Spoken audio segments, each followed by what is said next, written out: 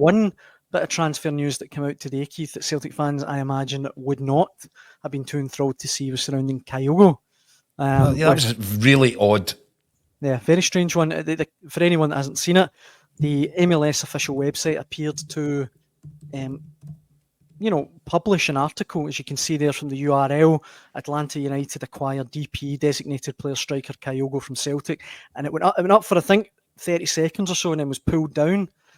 But that can't be good. I mean, that certainly, to me anyway, would suggest there's something in it. I mean, that's they don't write an article like that for nothing, I'd imagine. Do you know the only thing, and I don't want to, spark fears, for no reason at all, but Scott Burns had mentioned that Atlanta United had shown an interest in Kyogo over the summer. And at that point, I think it was before Adam Ida had rejoined. I think Celtic only kind of one proper centre forward at the time. I don't think there would have been any interest in Celtic, doing that business in any case. But I find it interesting, if this is indeed the case, that they've been kind of monitoring the situation with Kyogo for 6 months. That just adds another layer of interest to it. Mm-hmm. As far as Celtic are concerned, I think the official line seems to have been confusion. Atlanta United were actually signing a different Japanese player, and I think they'd actually put out a little teaser to the fans online in Japanese writing. So apparently, if you went away, cut and paste it, and stuck it through Google Translate, it came back. Something along the lines of news coming, or something coming soon, whatever. It was just a kind of little teaser that they put out there, mm-hmm. and they followed that up quickly by signing a Japanese international, not Kyogo Furuhashi. Mm-hmm. But you do wonder, and what is interesting is, and Celtic have done it themselves. Sometimes, especially when you're going into the Asian market, Celtic did it. You don't just buy one, you maybe buy bulk, because if you get 2 or 3 guys, it helps the assimilation. They've got people to bounce off. So, look, I find it a bit suspicious. I don't think Celtic are overly concerned by it. And bear in mind, for any deal to go through, Celtic have to sanction it. So if they're relaxed about it, then it's not as if the MLS can just come over and just take them and that's it. There would need to be an agreement in place. I think it's one to keep an eye on, but I don't think Celtic are overly concerned, although it was strange, really odd for that to go up on the MLS website. As you can probably imagine, it's set tongues wagging amongst the Celtic supporters that have got in touch on the Hotline Live. Let me just read a couple of these out to you. Colin Chorley says, I doubt we're going to let Kyogo go at this point of the season. It would leave us with Ida, who hasn't exactly been informed as a starting striker.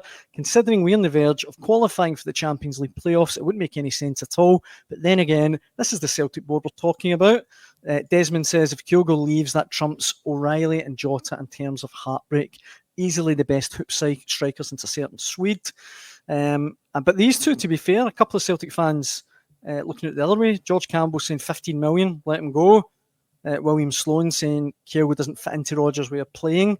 For me, if it was 10 million, I would take it. I mean, I don't know what you think, Keith, but I do firmly think Kyogo is the best striker Celtic have had since Henrik Larsson. You may have mentioned. I think he's a class act, and I've actually got a small exclusive tattoo for of you. him. No, listen, I'm a professional. Come on. Small exclusive for the Hotline Live. My best mate is Kyogo's next door neighbour. All right. And I texted him today saying, "Look, is he let? Was there going to peek out the curtains and see if there's a removal van there?" I said, "Is there any removal vans? Is he away?" And he texted me, "No, seen him this morning. Gave me a wave." So yeah, there you go. No, that's scientific. I tell you what's. I mean, this is football and this is Scottish football, so you've always got to be aware that mad things happen. But this would be madder than a jar of wasps if Celtic were to consider letting Kyogo go at this point, unless they've got something lined up, a ready-made replacement who would come in as first choice. with Adam Idah still back up. Unless they had something like a deal that was ready to move, and that's really hard to do in January. I find it impossible to believe that, do I find it impossible to believe that there is an interest from the States in Kyogo? No, I find it really easy to believe. Do I think it's something that may happen at some point between now and the end of the season with regards to, once Kyogo's finished his work here for the campaign? I wouldn't be surprised in the slightest at that. So Celtic fans may have to get their head around the idea that, that Kyogo could be entering the final kind of straight of his Celtic career, and it's been a sensational Celtic career. But for Celtic, as one of the comments where I said, in the middle of a Champions League campaign, hopefully going into the kind of knockout phases of this tournament for the first time in a long time, the idea of losing Kyogo at this point, to say, I mean, that would that's the sort of thing that would lead to pitchforks and torches in the car park outside Celtic Park. Yeah, I find it highly unlikely. And the only way that it could possibly happen is if they really felt that they had a kind of oven-ready, top-notch, top-level Champions League level centre-forward who was ready to pick up the mantle. Mm-hmm. I just can't see it. I just can't see it. But as I said, it doesn't mean that I don't think there's an interest. I'd be amazed if there wasn't an interest.